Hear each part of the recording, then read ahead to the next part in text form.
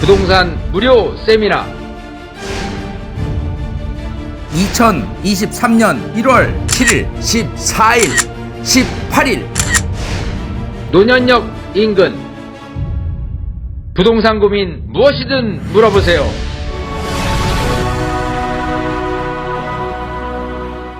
시청자님 안녕하세요. 네, 안녕하세요. 네, 서울경제TV입니다. 어떤 고민 있으셨을까요? 네, 저희가 여러 가지가 있는데요. 네. 임대사업자 등록을 하려고 하거든요. 주택 임대사업자 등록이요. 네. 네, 그거랑 종부세 합산 배제되는 거랑 양도세 중과되는 부분 궁금해서 전화드렸거든요. 네, 다주택이신 것 같고 주택임대사업자 등록과 또 관련된 세금에 대한 이야기를 좀 듣고 싶으신 것 같습니다. 자세한 이야기 전문가님과 함께 할게요. 네. 네, 반갑습니다. 네, 안녕하세요. 이윤환 대표님. 네. 네. 자, 제가- 우선 지금 갖고 계신 게 얼마나 오래됐어요? 지금 제가 두 채 소유 중인데요. 10년 된 아파트 34평하고요. 네. 그리고 7년째 임대 놓고 있는 24평 아파트거든요. 자, 그래서 네. 주택 임대사업자 등록을 하려고 하고 네. 그리고 한 채도 등록이 가능한지 네. 그리고 종부세 합산 배제가 되는지 네. 또 양도세 중과가 되는지 네. 자, 알겠습니다. 자, 일단은 양도세 중과는 지금은 이제 없기 때문에 조정대상 구역이라고 하더라도 크게 상관은 없는데 이거예요. 지난 2018년 9.13 대책에서요.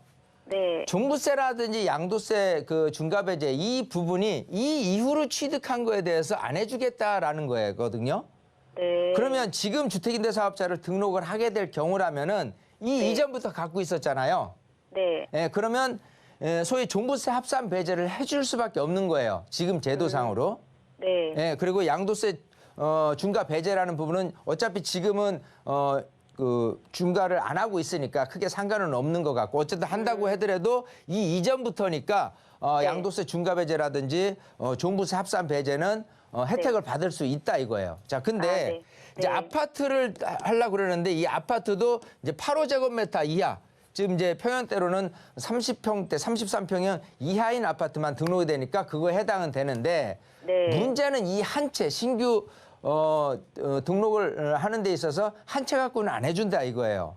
기본적으로 그래서 내가 한 채를 갖고 있는 거주용 주택이 있고 또 한 채가 갖고 있다라면 한 네. 채를 더 추가적으로 해서 좀 너무 이렇게 이거로 인해서 혜택을 너무 많이 보려는 그런 분들을 막겠다. 임대 사업을 좀 원활히 임차인을 위한 그 목적으로 좀 혜택을 주겠다 하는 게 골자거든요.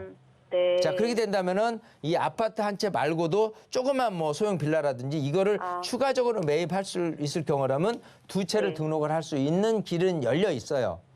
자, 그런 상태에서 앞으로 이제 종부세라든지 또 양도세라든지 이런 것까지도 다 혜택을 옛날을 복원시킨다 그러면은 기본적으로 조그만 빌라라고 하더라도 종부세 완화가 종부세에서 합산 배제된다라고 한다면은 기본적으로는 종부세 나올 부분은 없다 이거죠. 이해되시겠어요? 네. 네, 그렇기 때문에 네.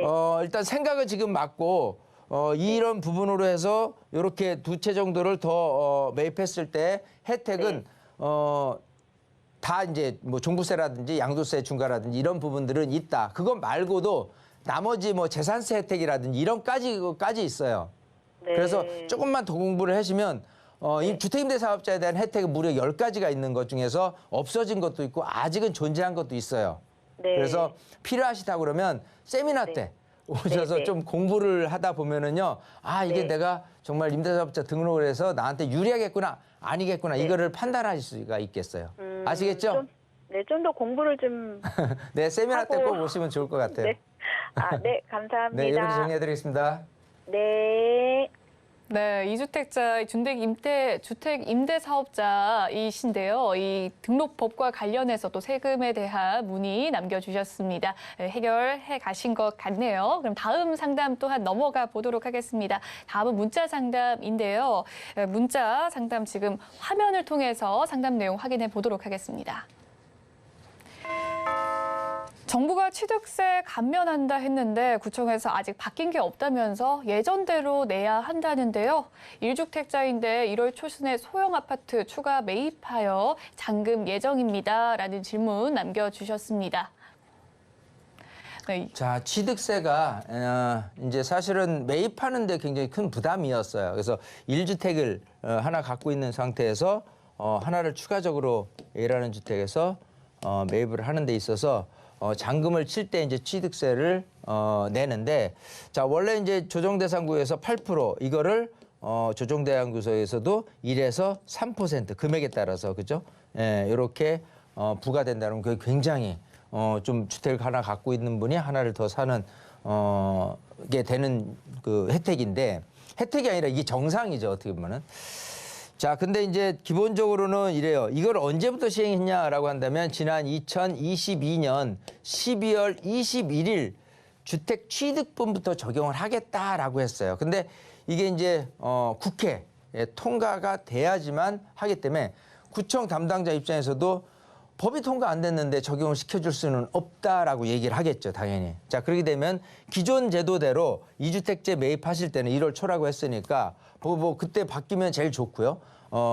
그때 안 바뀌었다라고 한다면 8%를 우선은 내야 될 겁니다. 자, 그러고 나서 법 통과됐다라고 한다면 환원을 시켜주겠죠. 뭐 1%였다라고 한다면은 그 나머지 금액 같은 경우는 기본적으로 다시 리턴을 해주는 그런 식으로 될 게 뻔하거든요. 왜냐하면 이런 게 있어요. 이제 이런 좋은 그 취재 제도를 이렇게 하겠다라고 얘기를 했어요. 근데 두 당이 서로 맞서가지고 안 하겠다. 뭐 소위 야당이 이거 반대, 극구 반대라고 한다면은 선의의 피해자가 나오는 거예요. 이거 믿구나 취득을 했는데 이걸 안 해주면 어떻게라고 한다면 거기에 대한 반발이 굉장히 드세겠죠.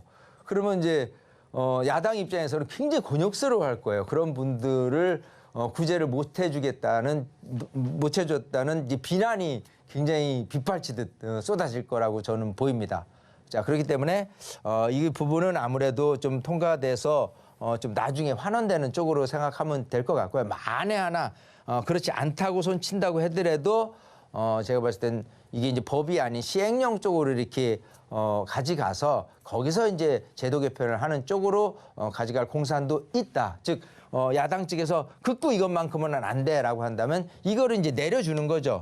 법이 아니는 시행령에서. 그러면 시행령에서 이제 바꾸는 건 저 정부 자유니까 알아서 하라라고 해서 이제 손발을 띄는 쪽으로 이렇게 갈 수도 있다는 거예요. 최악의 경우에는. 그래서 어쨌든 지금 이런 문의도 많이 들어오는데 2022년 12월 21일 이후로 취득한 그날 뭐 잔금을 친다라는 부분이라면은 그 이후로 하시는 분들은 구제를 받을 것이다라고 말씀을 드릴 수 있겠습니다.